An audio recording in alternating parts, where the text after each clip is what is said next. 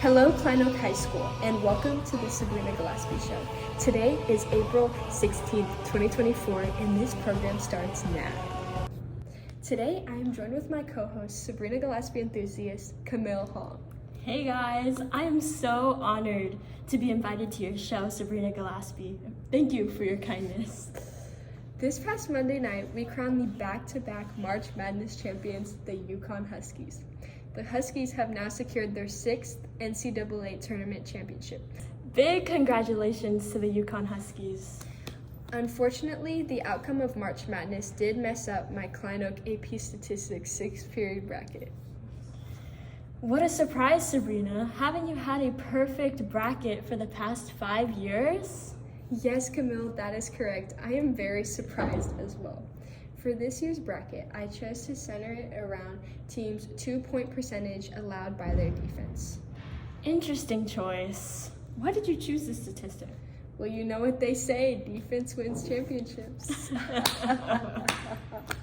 Well, not in this case. Any guesses which team I chose to win my championship? Purdue? Not even close. My champion was the 4th seed first round exit, the Auburn Tigers.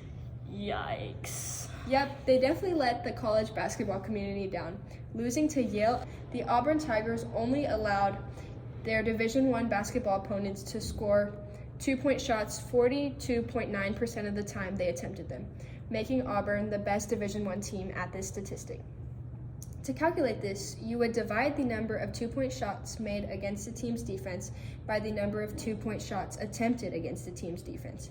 This statistic is a great way to analyze how good or bad a team's close range and mid-range defense is.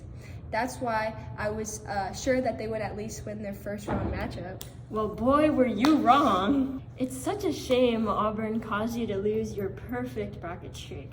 I'm curious how many correct and incorrect game winner predictions you had. Well, Camille, out of the 63 total games played in the tournament, 32 of my game winner predictions were correct and 31 of them were incorrect.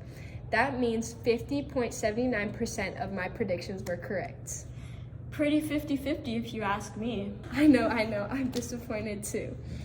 Camille, overall, my March Madness bracket earned a total score of 520 points, placing it in the 30.9 percentile and ranking 18.5 million amongst the ESPN community. Well, that's not too surprising. How did you do in comparison with your 6th period, AP Statistics? I did do much better than compared to all of ESPN. I ranked number 13 in my class out of 30 participants, putting me in the 43.3 percentile. Congratulations, Sabrina. At least your rank was in the top half of this class. You're right. When looking on the bright side, some fairly successful predictions I had were the Clemson Tigers and the North Carolina State Wolfpack both making it to the Sweet 16. My bracket had Clemson beating the Arizona Wildcats in the 3rd round, which was correct, with Clemson having a 47.1% 2-point percentage allowed by their defense and Arizona allowing 47.7%. I believe my statistic proved to be successful during this matchup. That's awesome. What was the game's final score?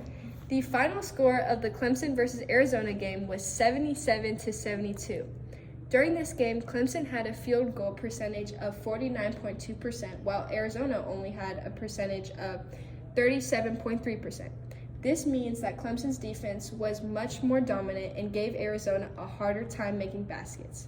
In this case, my statistic is successful as Clemson's defense allowed less 2-point shots than Arizona's defense did. You are so intelligent, Sabrina. Tell me more about your unsuccessful predictions.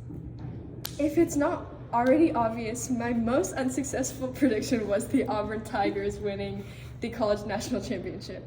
Another one of my worst predictions would have to be St. Mary's making it to the Final Four. Although my predictions show these teams going very far in the tournament, they actually both get eliminated in the first round.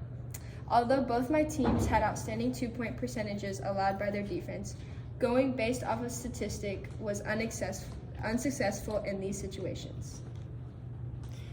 They sure were. Why do you think your statistic failed? Well, in the case of the Auburn Tigers, they had a 42.9% 2-point percentage allowed by their defense, while Yale's was 49.4%. However, I believe that they lost 76-78 against Yale because of factors outside of my statistic. For instance, Yale had a 45% 3-point percentage, while Auburn's was 35%. Furthermore, Auburn had 6 more personal fouls than Yale, leading to more free throws and second chances for Yale.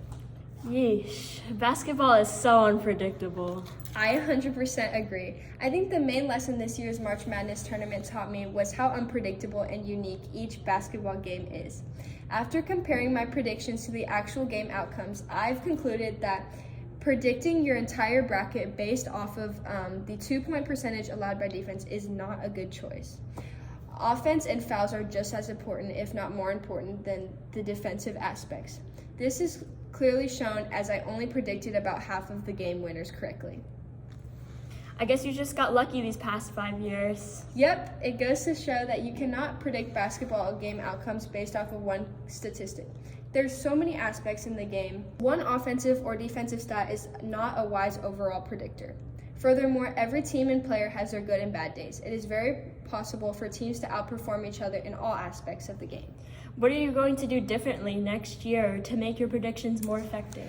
Next year, I will make my prediction not just based on one statistic, but a variety of things that shape a team as a whole. This includes their offense, defense, record, etc. This can also apply for sports analytics when predicting the outcome of a game. But like I said before, each and every basketball game is unique and unpredictable. Sometimes guesses can be based on pure luck or instinct. I think that's a great approach, Sabrina. Thanks. From my experience with this year's March Madness bracket, I've been able to understand the importance of statistical analysis, not just for predicting game outcomes, but for the development of teams themselves. Statistical analysis not only enhances the fan experience by providing deeper insights into team performances, but also assisting coaches and players by providing them with insights about their opponents, identifying talents, and developing players. This applies to March Madness as well. Statistical analysis allows fans to make more informed predictions about game outcomes while also helping coaches and players analyze the strengths and weaknesses of both their team and their opponents. Well, Camille, I think that about wraps up today's episode of the Sabrina Gillespie Show. Team on me, team on 3, 1, 2, 3, team! Goodbye!